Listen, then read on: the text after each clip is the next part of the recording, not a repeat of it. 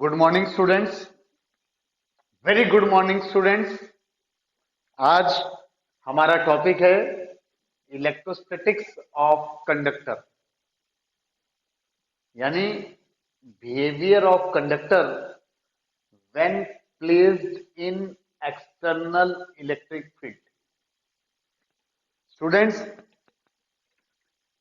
सबसे पहला पॉइंट है, इन electrostatic condition the net electric field intensity inside conductor becomes 0। ये लीजिए स्टूडेंट्स, हमारे पास ये एक कंडक्टर जो कि इलेक्ट्रिक फील्ड में रखा है।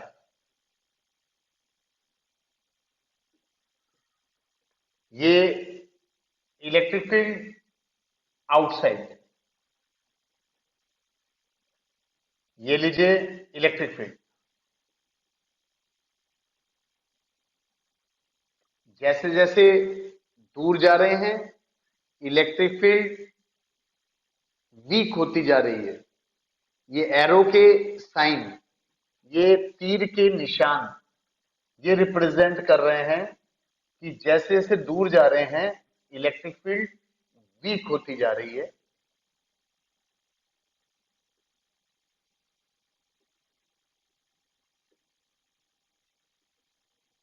क्लियर है स्टूडेंट्स?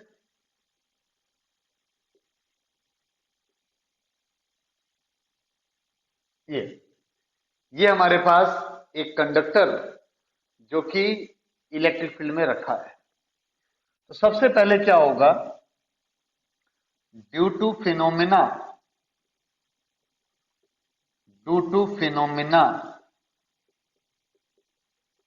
ऑफ इंडक्शन,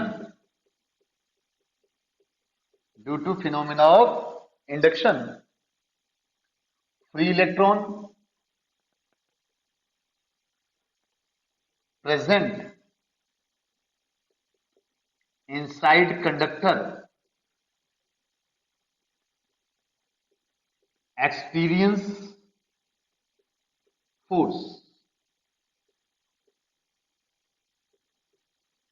क्या एक्सपीरियंस कर रहे हैं? Force. F equal to QE आपने पढ़ा हुआ है, लेकिन यहां पर ये F इजिकल टू -E। तो इससे क्या होगा, इलेक्ट्रॉन या नेगेटिव चार्ज, इलेक्ट्रॉन यानी नेगेटिव चार्ज होता है इलेक्ट्रॉन पर, move in the direction opposite to electric field and vice वर्सा।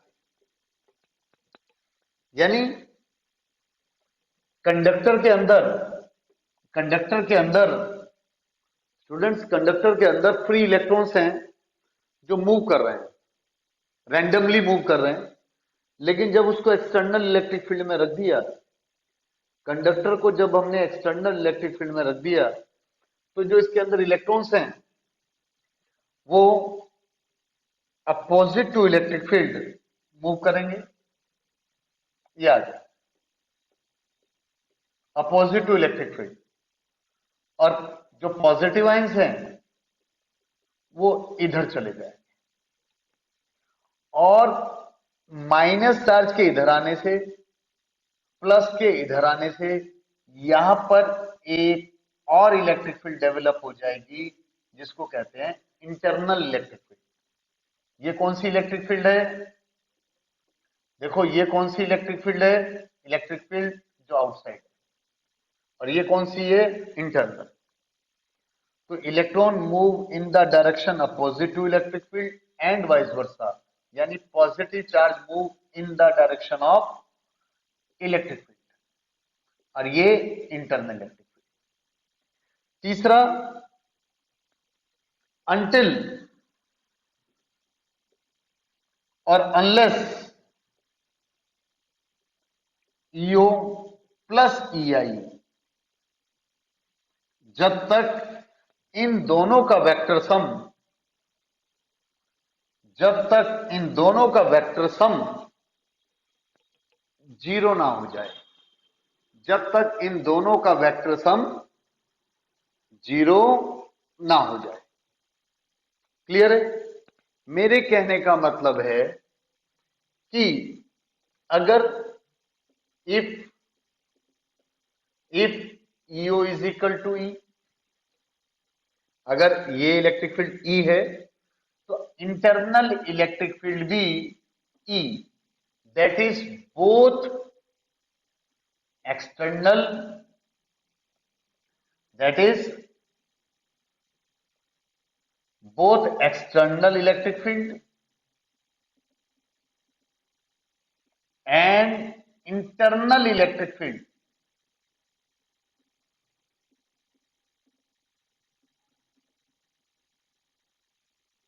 ये इंटरनल इलेक्ट्रिक फील्ड क्या होगी? Developed due to phenomena of induction are equal and opposite in direction. यानी conductor के अंदर फ्री इलेक्ट्रॉन्स होते हैं, जिसकी वजह से जब इसको हम एक्सटर्नल इलेक्ट्रिक फील्ड में रखेंगे तो उस पर क्या लगेगी? फोर्स।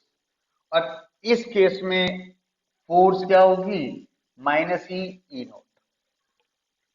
तो electron negative charge move in the direction opposite to electric field, और ये इलेक्ट्रिक फील्ड में माइनस इधर प्लस इधर तब तक चलेगा जब तक दोनों का वेक्टर सम जीरो ना हो जाए, जब तक दोनों का वेक्टर सम जीरो ना हो जाए। अगर ईओ ई है, EI ई है, तो ये तब तक फिनोमेना ऑफ इंडक्शन चलेगा जब तक दोनों एक्सटर्नल इलेक्ट्रिक फील्ड और internal electric field equal and opposite in direction ना हो जाए। तो hence net electric field inside conductor क्या हो जाएगा? E is equal to EO plus EI। तो मैग्नीट्यूड क्या होगा?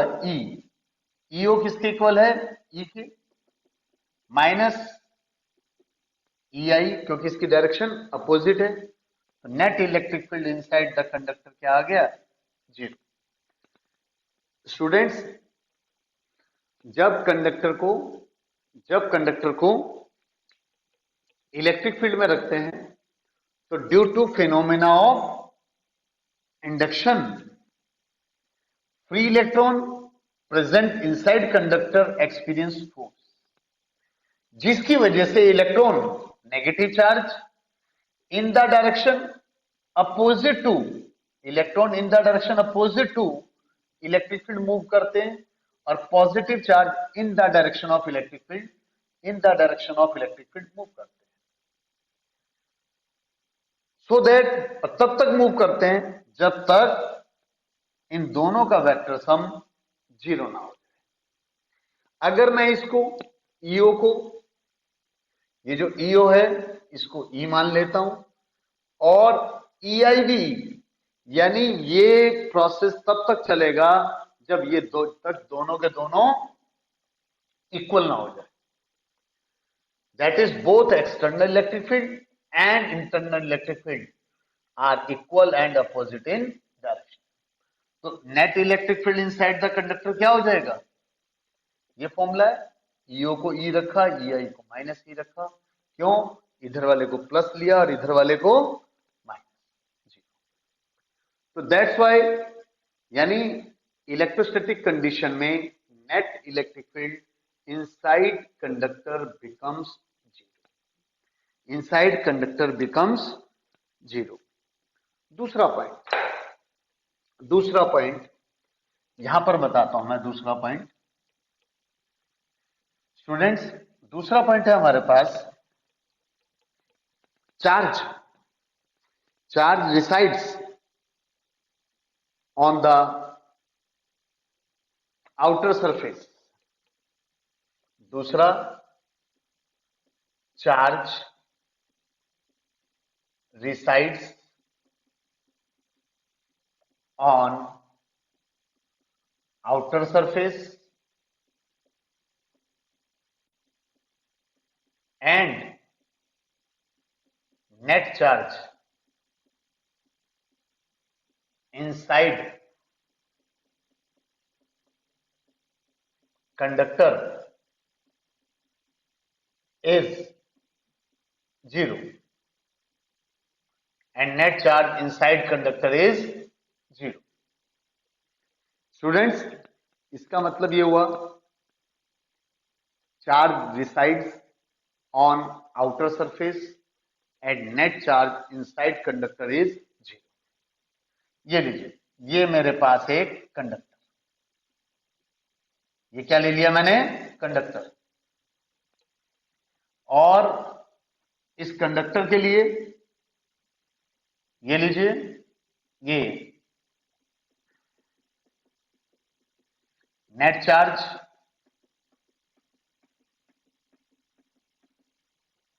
मुझे प्रूव करना है। Charge resides on outer surface and net charge inside conductor is zero. इसके लिए स्टूडेंट्स मैंने क्या किया,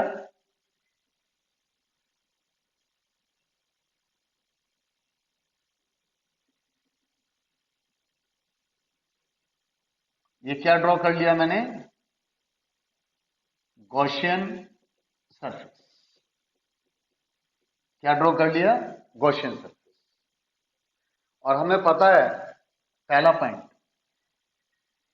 इनसाइड कंडक्टर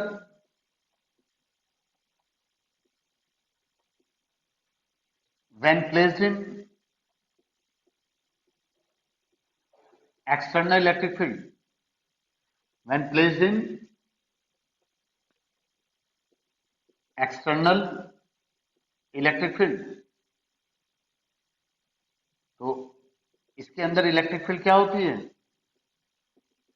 जीरो। दूसरा point, using Gaussian surface, using Gaussian's law, EDS is equal to Q upon epsilon naught। E dot ds is equal to Q upon epsilon naught। Students, E dot ds is equal to Q upon epsilon naught। ये लीजिए, E dot ds is equal to Q upon epsilon naught। अब inside conductor,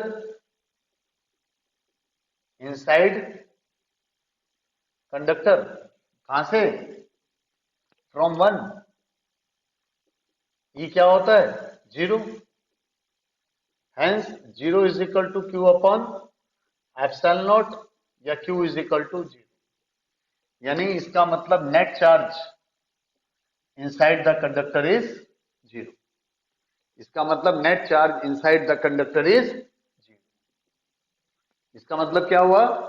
ई भी zero होता है, Q भी zero होता है जब कोई कंडक्टर एक्सटर्नल इलेक्ट्रिक फील्ड में रखा होता है। मैं दोबारा बता दूं, यानी जब किसी कंडक्टर को एक्सटर्नल इलेक्ट्रिक फील्ड, ये क्या है? External electric field. जब किसी कंडक्टर को एक्सटर्नल इलेक्ट्रिक फील्ड में रखते हैं, ठीक है, जब किसी कंडक्टर को एक्सटर्नल इलेक्ट्रिक फील्ड में रखते हैं तो ई भी जीरो होता है और क्यू भी जीरो होता है। मेरी बात समझ गए? दूसरा, charge resides on outer surface. अब आपने देखा होगा जो मैंने गॉसेस थ्योरम बनाई है, गॉसेस सरफेस बनाई है, वो कहां बनाई है? जस्ट सरफेस के पास। अब जस्ट सरफेस के पास बनाई है, अगर इसके अंदर चार्ज जीरो है तो इसका मतलब चार्ज कहां है? अगर यहां चार्ज जीरो है तो एक्सटर्नल इलेक्ट्रिक फील्ड को एक्सटर्नल इलेक्ट्रिक फील्ड को जीरो करने के लिए एक्सटर्नल इलेक्ट्रिक फील्ड को जीरो करने के लिए जिन चार्जेस की वजह से इंटरनल इलेक्ट्रिक फील्ड डेवलप हुई, ठीक है, इसका मतलब वो चार्ज कहां होंगे? वो चार्ज कहां है? आउटर सरफेस पर। कहां पर है? आउटर सरफेस पर। मेरी बात समझ गए? कहां पर है? आउटर सरफेस पर। तो मेरे कहने का मतलब है स्टूडेंट्स कि net charge inside the conductor placed in external electric field is zero. और अगर अंदर जीरो है तो चार्ज कहां होंगे? इसका मतलब चार्ज रिसाइड्स, अगर अंदर जीरो है, अगर ये इनसाइड जीरो है, अगर इनसाइड चार्ज जीरो है तो इसका मतलब अगर अंदर चार्ज जीरो है तो जो चार्ज जिनकी वजह से इलेक्ट्रिक फील्ड जीरो हुआ है वो चार्ज कहां है? आउटर सरफेस पर। वो चार्ज कहां है? इस तरह से होंगे, आउटर सरफेस पर है। एक्सटर्नल इलेक्ट्रिक फील्ड, यहां माइनस चार्ज इंड्यूस हो जाएगा और यहां प्लस। क्लियर है स्टूडेंट्स? तीसरा पॉइंट है हमारे पास, तीसरा पॉइंट है, देखिए थर्ड पॉइंट, ये लीजिए तीसरा पॉइंट है हमारे पास कि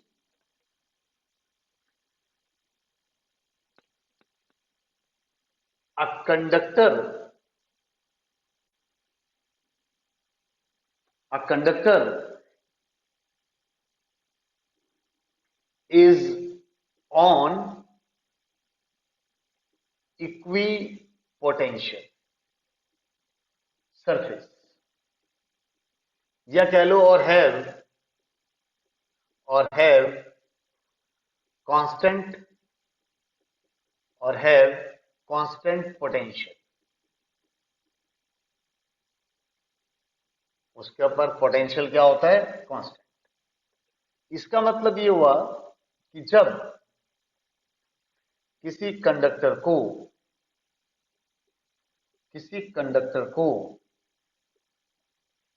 हमने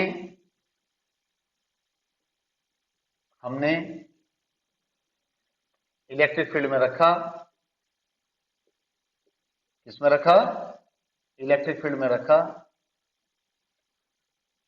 तो ये क्या है हमारे पास? एक्सटर्नल इलेक्ट्रिक फील्ड में रखा, तो उसके अंदर इलेक्ट्रिक फील्ड तो जीरो होती है, चार्ज भी जीरो होता है, लेकिन V क्या होता है? इलेक्ट्रिक पोटेंशियल क्या होता है? Constant, have constant potential. पूरे सरफेस पर पोटेंशियल क्या होता है? कांस्टेंट होता है, इसलिए इसको इक्वी पोटेंशियल सरफेस भी कहते हैं। आइए इसका प्रूफ कैसे है? We know that electric field is equal to क्या होता है? Negative of potential gradient. तो inside conductor is equal to zero, तो dv by D R is equal to zero, या फिर dv by D R is equal to zero, minus छोड़ दिया। अब किसी भी टर्म का डेरिवेशन जीरो तब होता है जब v is equal to constant. मेरी बात समझ गए? जब v is equal to constant, इसका मतलब हमने याद रखना है, जब किसी कंडक्टर को एक्सटर्नल इलेक्ट्रिक फील्ड में रखते हैं तो E भी जीरो, Q भी जीरो, यानी उसके अंदर इलेक्ट्रिक फील्ड भी जीरो होती है, नेट चार्ज भी जीरो होता है, पोटेंशियल कांस्टेंट रहता है। पोटेंशियल क्या रहता है? कांस्टेंट रहता है। और चौथा point, charge resides on outer surface. Charge resides on outer surface.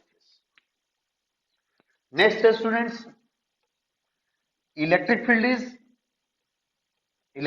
is normal to electric field is perpendicular to conductor. Direction of electric field is perpendicular to conductor. Students, इसको prove करने के लिए ये लीजिए,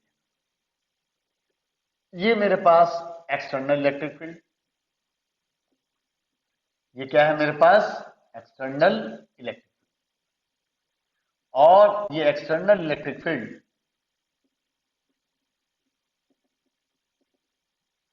ये एक्सटर्नल इलेक्ट्रिक फील्ड। तो let electric field makes angle theta with conductor।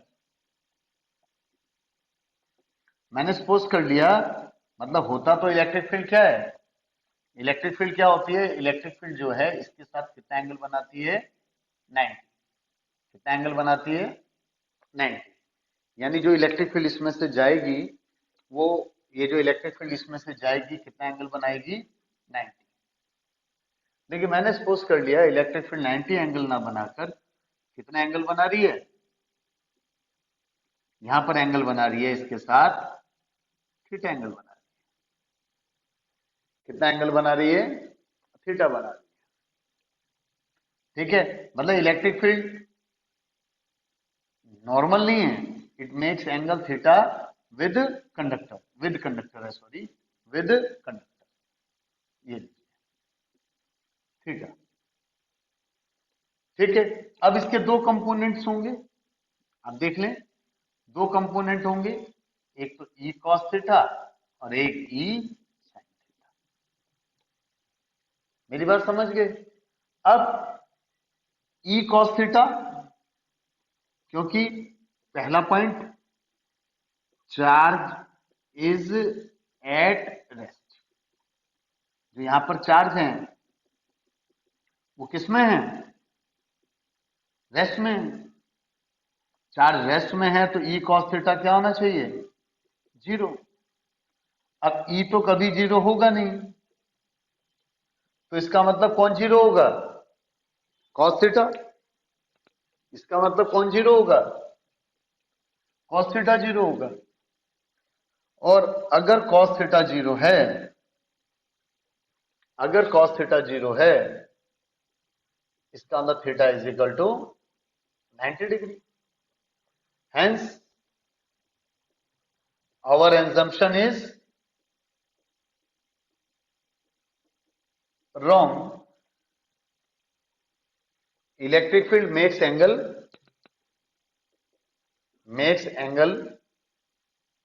90 degree with conductor। कहने का मतलब है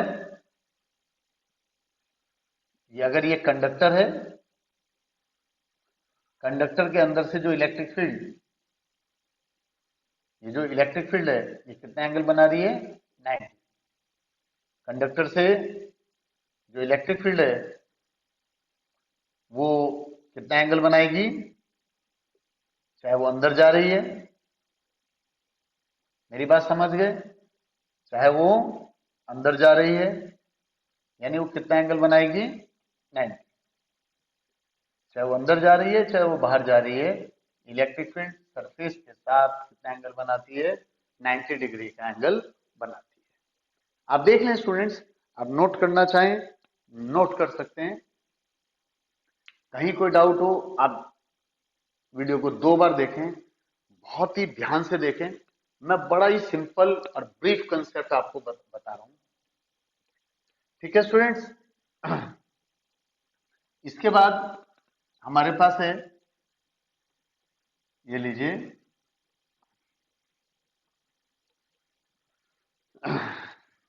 नेक्स्ट पॉइंट है इलेक्ट्रिक फील्ड। 5वां पॉइंट, electric field just outside the conductor, outside the conductor is sigma upon epsilon, is sigma upon epsilon. Students ये लीजिए, ये मेरे पास कंडक्टर, ये मेरे पास क्या है, कंडक्टर। ये मैंने अपनी तरफ से क्या ड्रॉ कर रहा हूं, गॉसियन सरफेस, गॉसियन सरफेस, जिसका ये ds, ये भी ds, ठीक है। और 1 नंबर, 2 नंबर, 3 नंबर, ये 1 नंबर ये है। यहां पर एरिया वेक्टर ये रहा, ये क्या है हमारे पास, एरिया वेक्टर। यहां पर एरिया वेक्टर इस डायरेक्शन में है और इधर एरिया वेक्टर इस डायरेक्शन में है। और चार्ज की वजह से, इस चार्ज की वजह से इलेक्ट्रिक फील्ड ये क्या है, इलेक्ट्रिक फील्ड। यहां पर इलेक्ट्रिक फील्ड इसी तरीके से जा रही है, और इधर कंडक्टर के अंदर इलेक्ट्रिक फील्ड क्या है, 0। तो using Gauss's law, phi1 plus phi2 plus phi3 is equal to Q upon epsilon. लेकिन इसके अंदर एक टर्म है, पीछे हम पढ़ चुके हैं, सरफेस चार्ज डेंसिटी। क्या पढ़ चुके हैं, sigma is equal to Q upon A. यहां पर हमने सपोज कर लिया Q अपॉन ds, यहां पर ए की जगह क्या ले लिया हमने, ds, यानी sigma is equal to Q upon ds या Q is equal to sigma ds। क्योंकि यहां पर हमने ये कितना लिया हुआ है, ds ले चुके हैं, ठीक है। तो phi1 यहां पर क्या होगा, 0। क्यों, क्योंकि यहां पर इलेक्ट्रिक फील्ड 1 नंबर पर क्या है, 0 है। phi2 पर E A cos 90, electric field ऊपर जा रही है, देख लो इलेक्ट्रिक फील्ड ऊपर जा रही है, एरिया वेक्टर इधर है। यहां पर E ds, E ds, ये ऐसा कर सकते हैं आप, Q is equal to sigma A. ये जो स्मॉल सरफेस है ए ही ले लिया हमने, ए ए ए, ठीक है। सरफेस एरिया ए ले लिया सब जगह, ठीक है। Q अपॉन Q की जगह sigma A upon epsilon naught. ये मेरे पास आ गया 0 plus 0 plus EDS is equal to sigma A upon epsilon. और ds नहीं है, EA, ये क्या है, cos 0। तो यहां पर क्या आ जाएगा, EA, ए से ए कट गया, क्लियर है। लेकिन इसको मैं ऐसे भी लिख सकता हूं, वेक्टर फॉर्म में, वेक्टर फॉर्म में ऐसे भी लिख सकता हूं, जहां unit vector represent direction of electric field, unit vector represent direction of electric field, unit vector, ये रहा unit vector represent direction of electric field. Students clear हो गया यहां पर, यानी electric field just outside the conductor is sigma upon epsilon naught, या इसको ये भी कह सकते हैं, क्लियर है। छठा पॉइंट है हमारे पास इलेक्ट्रोस्टैटिक शील्डिंग। इलेक्ट्रोस्टैटिक शील्ड, यानी मेरे पास ये, तो जब इलेक्ट्रिक फील्ड, देखो ये गई इलेक्ट्रिक फील्ड और फिर ये इलेक्ट्रिक फील्ड यहां आएगी, आप देख लें ये इलेक्ट्रिक फील्ड जा रही है एक्सटर्नल इलेक्ट्रिक फील्ड, फिर ये इधर आ रही है, क्यों? क्योंकि ये हमारे पास क्या है, कंडक्टर, और कंडक्टर के अंदर इलेक्ट्रिक फील्ड क्या होती है, जीरो, और ये है कैविटी, ये हमारे पास क्या है, कैविटी। मेरी बात समझ गए स्टूडेंट्स, ये हमारे पास कैविटी है। अब यहां पर अगर कोई ऑब्जेक्ट रखा है, एनी ऑब्जेक्ट, अगर कोई ऑब्जेक्ट रखा है, कोई ऑब्जेक्ट रखा है, तो ये ऑब्जेक्ट क्या है, कोई डिवाइस है, कुछ भी रखा है, तो इस कैविटी में अगर कोई ऑब्जेक्ट रखा है तो वो सेफ है, वो क्या है, सेफ है, क्योंकि यहां पर इलेक्ट्रिक फील्ड जीरो है and charge resides on outer surface of conductor. इसको मैं बहुत अच्छी तरह से एक्सप्लेन करता हूं स्टूडेंट, आइए इस पॉइंट को, यानी एप्लीकेशन ऑफ इलेक्ट्रोस्टैटिक शील्डिंग को देखिए। ये लीजिए, ये हमारे पास यानी एग्जाम्पल ऑफ इलेक्ट्रोस्टैटिक शील्डिंग कैसे है, देखो कैसे है, इस फिनोमिना को इलेक्ट्रोस्टैटिक शील्डिंग कहते हैं। देखो ये हमारे पास, ये लीजिए, ये लीजिए, ये तो क्या हुआ, लाइटनिंग होती है, ठीक है, लाइटनिंग से क्या हुआ, यहां पर चार्ज कहां गया, इसके पास आ गया, और ये क्या है, ये पूरा क्या है, कंडक्टर है, क्या है, कंडक्टर है, ठीक है, ये हमारे पास पूरा का पूरा कंडक्टर है। तो चार्ज क्या होगा, charge resides on outer surface of conductor, और अंदर इलेक्ट्रिक फील्ड क्या होगी, जीरो, आउटर सरफेस पे रहेगा चार्ज, और इस और कंडक्टिंग टायर्स की वजह से कहां चला जाएगा, अर्थ, कंडक्टिंग टायर्स की वजह से कहां चला जाएगा, और ये क्या होगा, ये सब कुछ क्या रहेगा, सेफ रहेगा, क्योंकि अंदर इलेक्ट्रिक फील्ड क्या होगी, जीरो होगी। इस फिनोमिना को क्या कहते हैं, इलेक्ट्रोस्टैटिक शील्डिंग।